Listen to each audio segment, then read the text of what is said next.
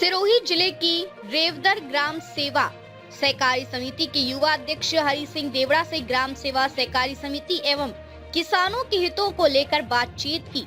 बातचीत में युवा अध्यक्ष हरि सिंह देवड़ा ने कहा कि किसानों की पीड़ा सुनने वाला कोई भी नहीं है। विगत 6 से 7 वर्ष से फसली बीमा लाभ आज तक सहकारी समिति को नहीं मिला। फसलें नष्ट हो जाती हैं, खराब हो जाती हैं, लेकिन कोई सुनवाई नहीं होती। आइए सुनते हैं विशेष रिपोर्ट। आरपी न्यूज से मैं बिरबल कड़वा और आज हम पहुंचे हैं पंचायत समिति रेवदर की ग्राम सेवा सहकारी समिति रेवदर के अंदर। यहाँ हमारे साथ श्रीमान हरि सिंह जी देवड़ा जो ग्राम सेवा सहकारी समिति के अध्यक्ष हैं, उनसे रूबरू होने जा रहे हैं। इनका परिचय वैसे परिचय के मोहताज नहीं है, हमेशा कहीं न कहीं इस क्षेत्र के लिए संघर्ष किया, एक युवावस्था में लोगों के बीच रहे और इस समिति के अध्यक्ष बने। करते हैं बातचीत इनके राजनीतिक परिचय की और साथ ही किसानों के मुद्दों को लेकर इनसे बातचीत करेंगे। क्या डिमांडेशन है यहाँ की रात्रि है, करते हैं बातचीत। सर नमस्कार। देवड़ा जी, हमारे चैनल में आपका स्वागत है। सबसे पहले देवड़ा जी, सबसे पहले अपने राजनीतिक परिचय के बारे में थोड़ा प्रकाश डालिए। मैं वैसे बचपन से संघ स्वयंसेवक हूँ और 2014-15 से भाजपा से जुड़ा हुआ हूँ।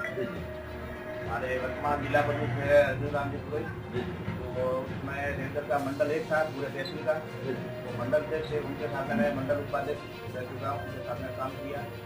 और एक हमारे मोदी का कार्यक्रम चल रहा है मन की बात। बिल्कुल बिल्कुल मन की बात कार्यक्रम का मैं तहसील संयोजक था, मंडल संयोजक रहा हुआ हूँ। 100 एपिसोड मैंने करवाए, उसके बाद में मैंने अपने दायित्व कहीं कहीं पार्टी का जो एक तरह से बाहर है, कहीं कहीं कदमों पे है, लेकिन जो किसान साथियों की एक आवाज बनी और जो ग्राम सेवा सहकारी समिति के जो अध्यक्ष चुने गए, कहीं की आवाज उठाने वाले थे, उन्होंने गांव के लोगों ने, गांव के सदस्यों ने सोचा कि क्यों न कहे कि युवा अध्यक्ष चुना जाए। तो सबसे बड़ी बात करते हैं, राजनीति से हट के बात करते हैं। देवड़ा जी, वैसे भाजपा की सरकार है आपकी और विकास में तो वैसे भी कोई कमी नहीं आ रही, क्या कहेंगे किसानों को लेकर? सबसे बड़ी बात किसानों को लेकर थोड़े दिक्कत ये है कि जैसे 2017 के बाद में हमारे रेवदर देश में जैसे मंडार उत्तर साइड में सुना है कि बीमा फसली बीमा जो बढ़ता है उसका लाभ मिला, लेकिन हमारे यहाँ सोसाइटी में मैंने देखा 2017 के बाद में बीमा तो बढ़ रहा है लोगों किसानों का और उनको लाभ नहीं मिलता है। मैंने ये आम सभा जो सुबह हमारे जिले की पूरी होती है मीटिंग, वहाँ पर भी ये मुद्दा उठाया था। उसमें कांग्रेस की सरकार थी जब मैं अध्यक्ष बना, उसमें लाल सिंह थे MD, उनके साथ उनके आम सभा मैंने विषय उठाया। ये मैंने ये बताया कि सबसे बड़ा जो स्कैम है ये किसानों के साथ सबसे बड़ी ठगी है। मैं इसको ठगी मानता हूँ। बिल्कुल, मतलब बीमा के नाम से आप पैसा ले रहे हो और फसल बीमा काटने के बाद उनको फसल जो लाभ मिलना चाहिए वो लाभ नहीं मिल रहा है। बिल्कुल, और ये सबसे बड़ा घोटाला है, इसकी जांच होनी चाहिए। और इसलिए मैंने ये मुद्दा वहाँ पे भी उठाया, लिखित में भी दिया और हमारे MP साहब लोम्बाराव जी चौधरी उनको भी मैंने लिखित में भी दिया था, उन्होंने प्रयास भी किया है। लेकिन मैं चाहता हूँ किसानों को जो वास्तव में लाभ मिलना चाहिए वो लाभ नहीं मिल पा रहा है। बिल्कुल बिल्कुल, और ये प्रीमियम कट जाता है, प्रीमियम कट जाता है और कहते हैं बिना ब्याज का जो है 60 सीमा कम है। और जैसे मैंने स्वयं ने लोन ले लिया था तो 22,500 ऐसे मिले, तो सामने धीरे धीरे बढ़ता रहता है, बीमे करते रहते हैं, लेकिन उसका जो वास्तव में जो लाभ होना चाहिए वो लाभ नहीं मिल रहा है। कहने का तात्पर्य है कि सरकार बड़े बड़े बैनरों के अंदर बिल्कुल पैसे के 1.5 लाख सरकारी जो सरकारें बातें करती है वो सिर्फ, मैं तो नहीं मानता धरातल पे कुछ नहीं है।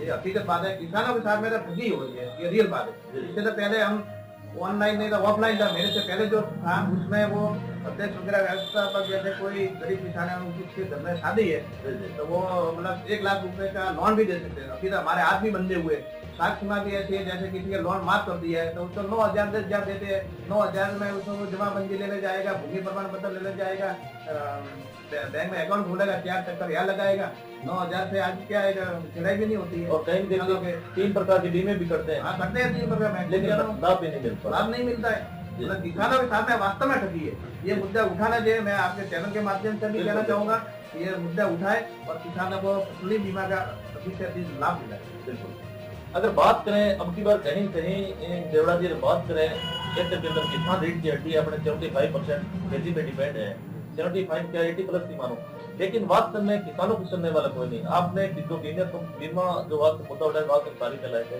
लेकिन कहीं कहीं सरकार है किसानों पे और युवाओं पे हमेशा चैलेंज करती है कि हम किसानों पे आए और दोगुनी कर रहे हैं, लेकिन धरातल पे अगर आप देखें आज DAP की बात करें, DAP यूरिया की किल्लत रही इसकी बात, और कहीं कहीं भ्रष्टाचार बढ़ा समय जब किसानों को जरूरत होती है तो उसमें यूरिया खाद भेजते नहीं है, और मजबूरी में किसानों को कम से कम 500 रुपए 600 रुपए में गुजरात से लाना पड़ता है, ब्लैक में मार्केट में उनको मिल जाता है, लेकिन सोसाइटियों को मतलब समय पर खाद नहीं मिलता है, तो फिर किसान डबल भाव में ले आता है, उसके बाद में गाड़ी भेजते हैं, उसका कोई अर्थ नहीं रहता है, तो किसानों का वहाँ पे भी नुकसान है, खाद में भी नुकसान है, मतलब यहाँ पे। और मैं मानता हूँ कि मतलब मैंने ये बात आगे तक पहुँचाई, सिरोही जिले में वास्तव में फसली बीमा का जो लाभ मिला वो कम है, अपने पास जालोर और आगे तो शायद सुना है कि लाभ ले लेते हैं, सुना है, लेकिन वास्तव में वास्तव में पता नहीं, ऐसा कह देगा हमको तो लाभ मिलेंगे ना, मेरी सोसाइटी को यहाँ तक तो लाभ मिला ही नहीं है। बिल्कुल, राजस्थान की अगर ऑल ओवर बात करें तो काफी कम मात्रा में ऐसे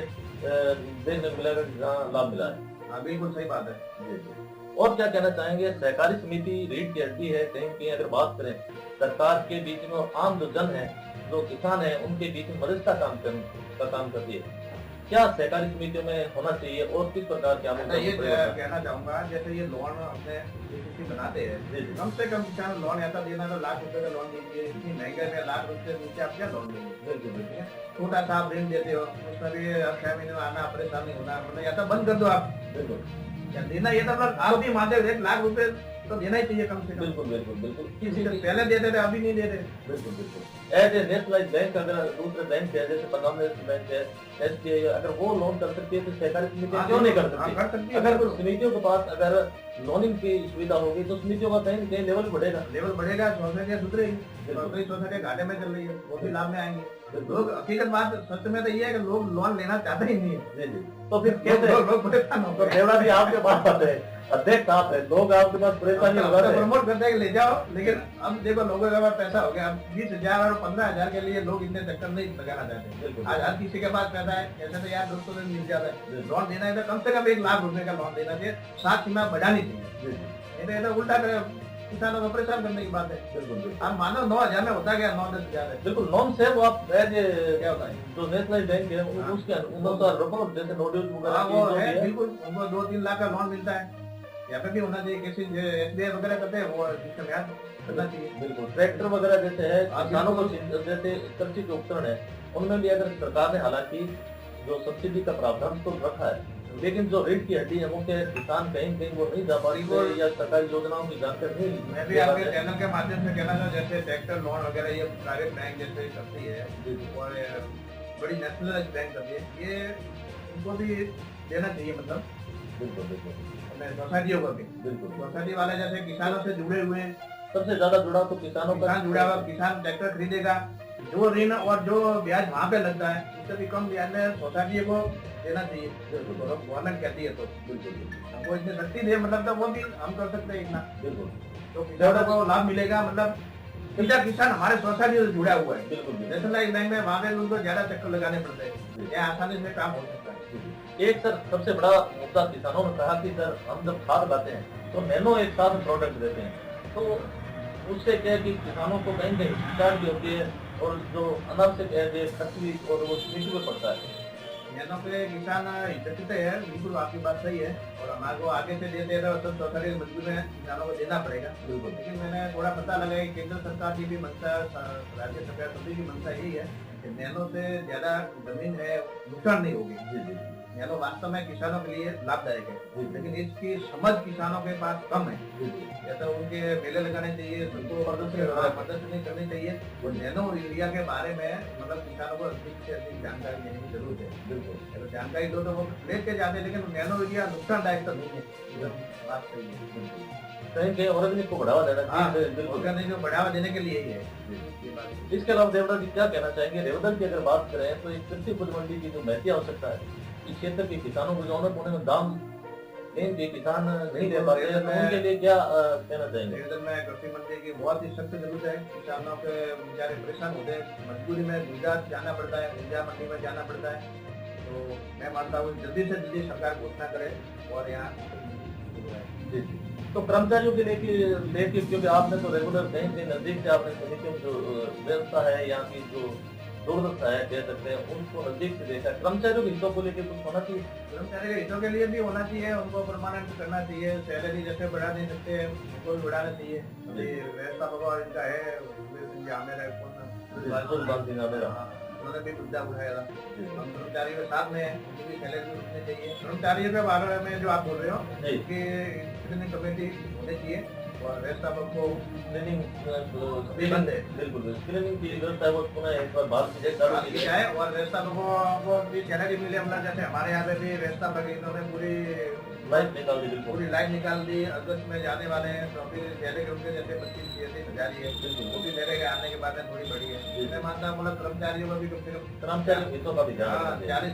40-45 से कम वेतन मिलना चाहिए उनको भी। बिल्कुल ऐसे हो गए पुराने उसके हिसाब से बढ़ाना चाहिए। बिल्कुल और 15,000 में तो भर्ती नहीं चलता है, परिवार से नहीं चलता है। बिल्कुल। पंचायती राज के इलेक्शन आने वाले हैं। एक अगर बात करें दमदार गैंग के भाजपा से जुड़े हुए हैं हरि सिंह जी देवड़ा, और पंचायती राज के इलेक्शन कभी भी घोषणा हो सकती है और इलेक्शन जल्द ही होने वाले हैं।